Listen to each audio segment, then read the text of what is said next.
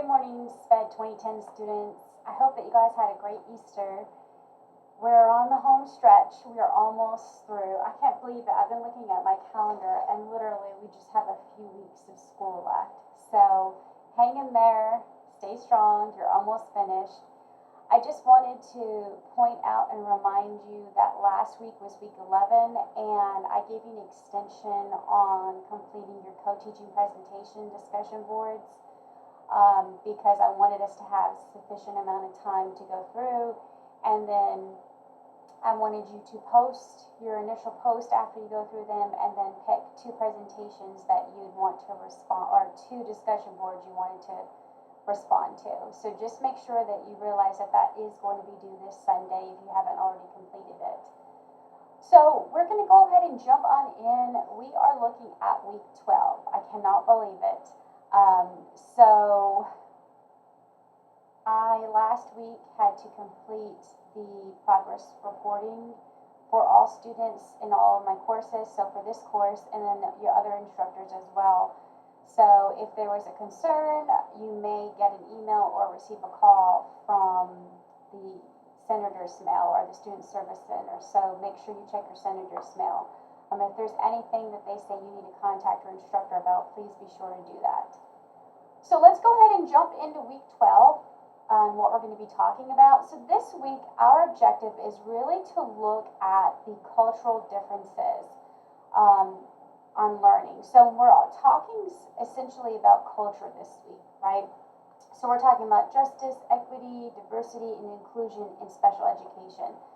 So my objective for you this week is to really, for you to be able to list in at least two impacts that cultural and linguistic differences have on learning, and this is including inclusion.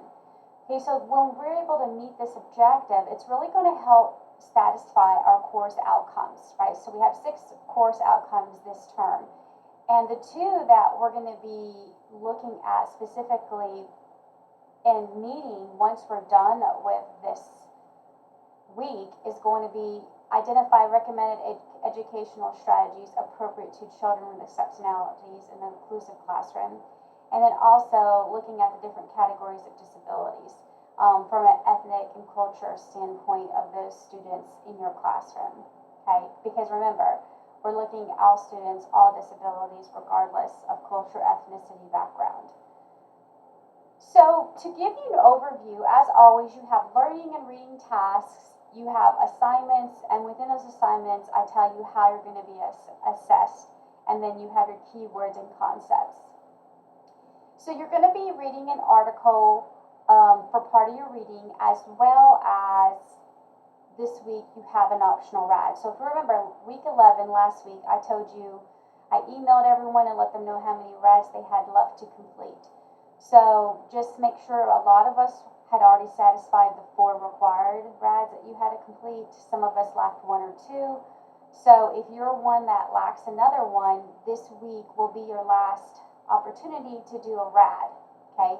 So you have it here, the article for your RAD is going to be consider culture before referral, right? So we're going to be looking at that language component, and we'll talk more about that just in a little bit. So that is an option for you if you have RADs that you need to complete. So we also have the article, as I mentioned, you're going to be reading in your textbook, Exceptional Learners, and then I also have some additional resources for you. So for your assignments, you're going to be completing a discussion board on culture after watching a video. You're going to complete a BAM worksheet. Now, if you'll notice down here under assessments, the BAM worksheet isn't included because you're not going to be submitting that. You're going to complete it, but it's, again, for your benefit. You're really going to only be being assessed on the culture discussion. Okay, if you'll look, I put co-teaching assignment here. That just means if you haven't turned it in to do that, that's a reminder, and also that's a reminder for you to complete your co-teaching strategy presentation discussion board. Okay, and then I put also, if you were needing a RAD, that's an assessment for you. So the key words and concepts this week are going to be BICS and CALP, of course, culture, and then English language learners. Of course, within your article, and within the textbook there will be other definitions, but these are the main concepts that we're going to really be focusing on and that will be guiding our content this week. So I wanted to go ahead and jump in and dive a little bit further into and walk through what we're doing and into the content. So the first thing you'll notice is reading from the textbook. You're going to be reading chapter 3 in the Exceptional Learners textbook. So this chapter is a really good chapter because it goes along with our Nearpod presentation. It goes along with what the articles are talking about, and it goes along with some of the other resources you're going to be looking at. So chapter 3 is solely focusing on justice, equity, diversity, and inclusion, and what that looks like in special education. Okay, so I made some notes that I wanted you to kind of pick up on and point out in the text that I want you to focus on. So on page 48 in the textbook, it really defines what JEDI stands for, right? So JEDI is what I just said: justice, equity, diversity, and inclusion in our schools. Okay, so remember, the reason that we want to incorporate this is because we really want to look at each individual children's interest. We want to understand their differences and know that we're providing them with equitable diversity, but also equitable education opportunities. So the whole point behind JEDI, or justice, equity, diversity, inclusion, is really to identify the special needs with individuals from varied backgrounds, right? That way we're able to provide them with the appropriate education. So remember, we have to meet the needs of all of our students, regardless of their culture or ethnicity. Page 49 really starts giving you the overview of what justice, equity, diversity, inclusion means by defining those exact concepts. Okay, so what does multicultural education mean, right? So it just means that it's a construct, if you will, that addresses cultural diversity, it addresses equity in schools, it addresses justice and democracy, right? And we look at the different cultural groups. So this is gender, disability, class, ethnicity, and race. So we're looking at all those, and all that makes up the multicultural education. Then we have justice, right, which is the just treatment of all members of a society, regardless of their background or culture, ethnicity, and that helps us guide our decisions. Then we have equity. Now this is where people seem to misconstrued or misuse the term of equity. Equity is not the same thing as equality, right? It doesn't mean equal. Equal is where everyone gets the same thing. Equity assures that everyone gets what they need. Okay, that's the difference that we're looking at. And then diversity just means that it refers to the differences and experiences that someone has, right? And then inclusion, we've talked a lot about this semester. Inclusion is providing students with opportunities to be with their peers as much as possible, regardless of their background, their special needs, regardless of what's going on. Okay, so continuing on page 50, I want to point out that there's elements that you're going to find within multicultural definitions, so we're looking at typical behavior, values within that group. We're looking at their language and dialects. We're looking at if they're verbal, if they're nonverbal communication, how are they, if English is a second language for them, how are they communicating with me? So picking up on those nonverbal cues. And then being aware of one's cultural identity is something that's an element that's important. And then looking at it from a perspective of a worldwide view, right? So on page 52, it defines what exceptionality groups are. So look at that. Okay, and then 57, I wanted to point some things out in the textbook on page 57. So this is really talking about how you can be an effective teacher. So we're really looking and focusing on instruction, right? So how do you approach instruction in your class with different culture groups. So there's different things you can do: cooperative learning, peer group tutoring, direct instruction, class-wide tutoring. All of these are great, effective means for teaching students in a multicultural perspective. Okay, so really stop focusing on the ethnic groups in your classroom and focusing on what those needs are, right? So if you're focusing on meeting the needs of every student in your room, you're not going to be really focusing on the cultural background or ethnicity, because that's what we're trying to not do. We're trying to just meet everyone's needs. And then we really have to, going along with that, we really have to individualize instruction for all students, not regardless if they have an IEP or not, right? So that's how we meet the needs of every student. On 58, it really talks about how you can even improve it for those ELL students, those language minority students, right? So there's two parts in how you are going to be able to improve instruction for ELL students, right? English as a second language students, ESL students. One approach really is going to be providing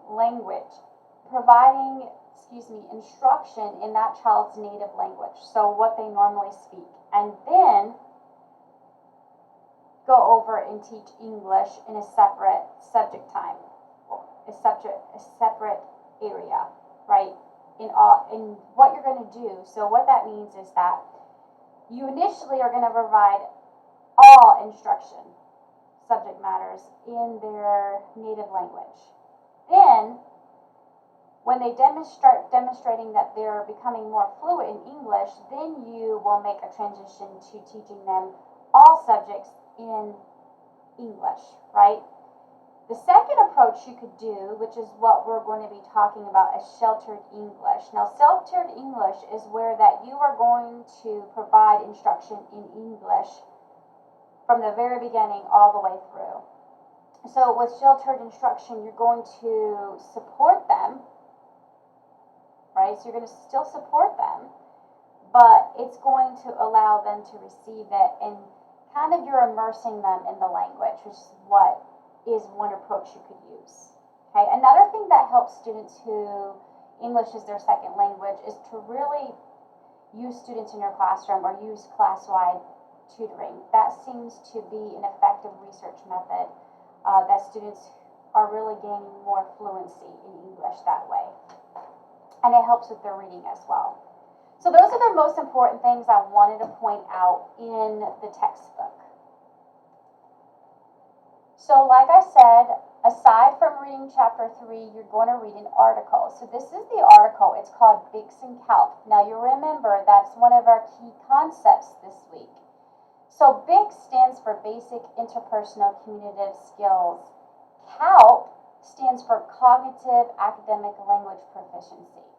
Okay, so here's a little case about students who have ELL students. Okay, so there's a disparity between the language of these students when they're having conversation versus when they are supposed to use English for actual academic purposes, right? So this is the disparity that we're looking at. So we have to define what is BICS and what is CALPS and what do they stand for. Okay, so here's the problem that most teachers have, right?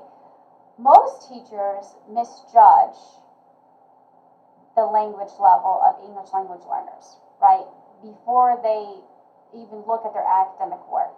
So when you have misconceptions of these students or this group, it really makes it hard on their motivation levels and really getting them the instruction they need to become proficient in the language area. So here's the idea through using BICS and CALP. So BICS is basically the conversation skills. Think of them like that. That's how they communicate. Their basic communication skills between their teachers and their peers, and vice versa. CALP is where you're really looking at if they're using English, not to really communicate and converse, but for academic purposes, right?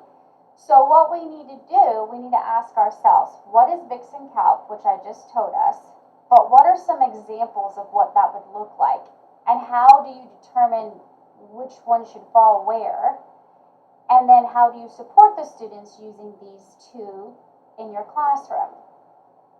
Okay, so let's look at VIX and CALP. So VIX, as we said, is Basic Interpersonal Communication System. So this describes how fluent they are with conversing with other people, right? So think about if they're English language learners and they're learning English, they have to learn those common communication skills. So not only are they having to learn how to communicate and have normal conversations, but then we bring in CALP, where we're looking at academics and how they use English in academics, right? So we have to really reduce the context in academic situations where those higher order thinking skills are required, like analysis, synthesis, those sorts of things. We have to look at how the language is embedded, and we have to disembed the language. And which situations would that fall? Okay, so if you look down here, there's sort of a diagram that kind of walks you through where this falls. Okay, so if you look, when we're talking about language, you have to look at linguistic cues. We have to know where the learner is going to rely on these linguistic cues. We have to look at how they're going to have conversations, right? So if we look here in this diagram, at the top you see VIX. Okay, this is called undemanding, meaning that this is something that they don't have to have a lot of context for, so it's kind of reduced. So there's not as much demand for trying to read between the lines, right? But if you were taking a standardized test, it would be cognitively demanding, right? So it would be harder for them. It would be a more in-depth level. So if you're looking at students, say you have a new student in your room that English is your second language. So you're going to start with contextualized tasks, right, and activities that practice low cognitive demand. So face-to-face conversations, practicing telephone conversations, those sorts of things. Simple matching exercises, naming things in English, and then going back in Spanish and back and forth. But when you're talking about teaching them English for CALP or for academic approaches, you have to provide a lot of contextual support. So a lot of background knowledge. You have to see where they have or how much they have of it. And you're also going to have to support them with building their vocabulary. You're going to have to look at pre-teaching them vocabulary, using picture cues, visual cues. All of these approaches are going to have to help you because it's more demanding for that learner. Okay? So here are some examples, and this is a wonderful article, and I'm just pointing out the things that I really want you to think about. Here's some examples of VIX, right? So when people are having conversations, you have to pick up on their nonverbal cues or their nonverbal expressions on their face. So this would be their eye rolls, eye actions, smiles, looking unhappy or mad. You have to watch people, how they converse with each other, if their voice fluctuates, those indentations in their voice, if they're stressing something, right? Another thing that we would look at if we're using VIX would be observing pictures and objects where those clues are there for them, so it's not a hard, demanding concept. And then you could clarify, do they understand? Repeat statements, they're asking for clarification, right? So those things are examples of VIX. Now, when you have CALP in the classroom, we really want to make them proficient in English. That way, they can use it in academic senses, like textbooks, right? Or high-stakes tests. So some examples are, they're not going to have verbal cues there when they're reading from a text or a paragraph or writing. So that's absent. So they're not there to pick up on those things. There's not a lot of face-to-face interactions normally in academic language. There's a high demand for them to look at textbooks beyond the language. So they have to define what these words mean. They have to look at the narrative, the expository, pick out the context of what the theme is, what's the whole story about. So those things are really cognitively demanding for those students. We also have to look at the cultural and linguistic differences, right? So if we can't get past that, they're not going to comprehend what they're reading. Okay. So there's an exercise here for you that walks through how do we determine when to use BICs and when to use CALPs, like when we're trying to construct meaning. So try to do that. And then also there's a quiz, which is really neat. So it gives you automatic feedback if you're actually understanding how to incorporate the BICs and CALPs in the classroom. Okay, so that's a wonderful resource. There's a really neat video here. It's called the Sheltered Instruction video.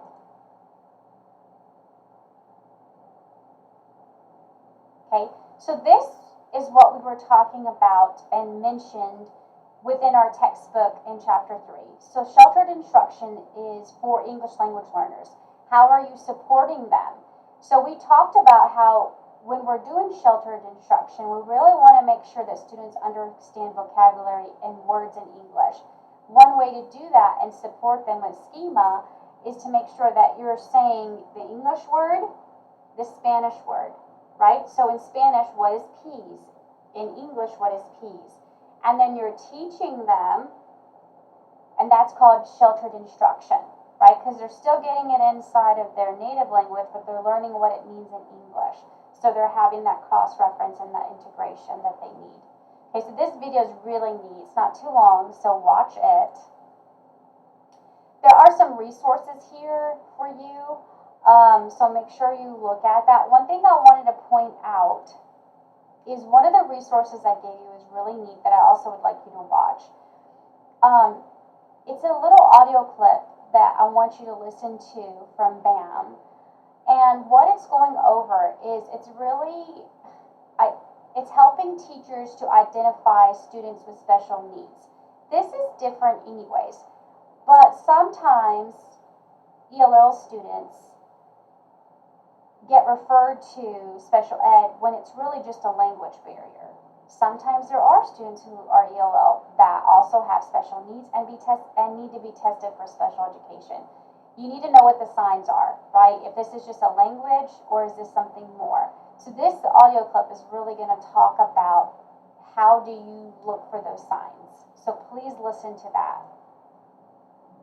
Another additional resource I gave you was an IRIS module. I just love these IRIS modules. You've probably already figured that out because I have put a lot of them on there. But it's such a great way for you to really get a more in-depth understanding of the content we're talking about and how important this is in a special education classroom or even in a gen ed classroom where inclusion is taking place. So this IRIS module, you're not turning anything in, so no, you can still do the assessment, but you're not turning anything into me. This is something additional that I wanted to give you that'll just enhance your learning of the content. So this one's really speaking to what do teachers need to know about students who are learning to speak English. Even if you are not going to special ed, I cannot express enough how important this is. You're going to have many English language learners, and it's important for you as a teacher to be able to support them. So make sure you look at the IRIS module, and you'll find it under additional resources. Okay. So talking about the presentations, I put a Nearpod presentation on here for you. So let's go to it. It's under presentations.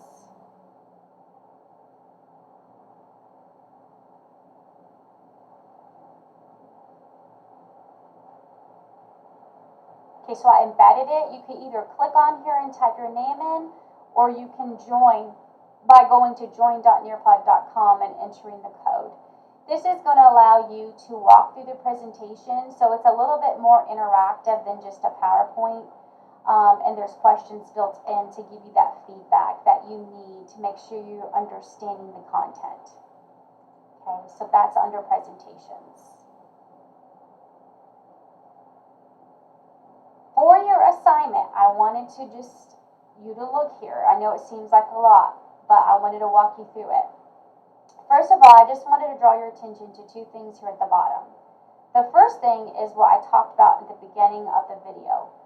In week 11 last week, I put on there co-teaching strategy presentations discussion. Now at this time, everyone should have already submitted their co-teaching strategy presentations and lesson plan. I have been grading them, or at this time they will be graded, and I will put your classmates' presentations under week 11 under assignments. That's where you'll find them. You're going to go back and watch the presentations. Don't forget that you have to answer the 3 questions and post, and then you're going to pick 2 classmates that you want to respond to. But I gave us an extra week to do this, but it is due this Sunday. Okay? So you'll look here, you're going to answer these 3 questions after you watch everyone's presentations. There were a few people that had the same presentation. Say there were 2 pre-teaching vocabulary presentations. Just pick one of them. I didn't even want you to do the same one twice, but some people it worked out that way. So, just go through and watch them and then complete that. The next thing is that you have to complete and turn in your service learning paper, your written analysis paper for service learning. So make sure that you complete that. That is due Sunday as well. The RAD is only if you were one that still had RADs to complete. Most of us have completed all 4 RADs. There were a few of us that haven't. So this is the last week to complete a RAD if you need one. So that's what I put there. And then there is a rubric for you as well. Now, the assignment that goes along with this week is you're not turning this in, but here, by the way, is the RAD, the article that you will be using if you need to complete one. It's called Consider Culture Before Referral of Culturally and Linguistic Diverse Students for Special Education Services. So even if you are not doing a RAD, you may want to save this article for later. I think this is really good, and it goes really well along with that audio recording. So just make sure that you save this and you can look at it when you have time, whenever that is. This was the BAM worksheet that we went over in the overview. This is really good for you. Here is the audio. You can go to this link in Google and then use that to complete these questions. This is just to help you gain a better understanding for culture and how you support students in your classroom. But you do not turn that in. So the culture video discussion is your actual assignment. That is how I'm going to be assessing you as well as your service learning paper. You're going to watch the video and then you're going to complete the culture discussion. Okay, so after you watch the video, you're going to respond to these 2 questions. How can culture impact behavior in the classroom? And what cultural factors affect teaching? After you post, you're going to respond to at least 2 other classmates' discussion posts. Okay, so that will be your assignment this week. And let you see some people have already done it. So that is your assignment for this week. One thing I wanted to point out real quick, let me go back to assignments, is I've had a few questions about the service learning.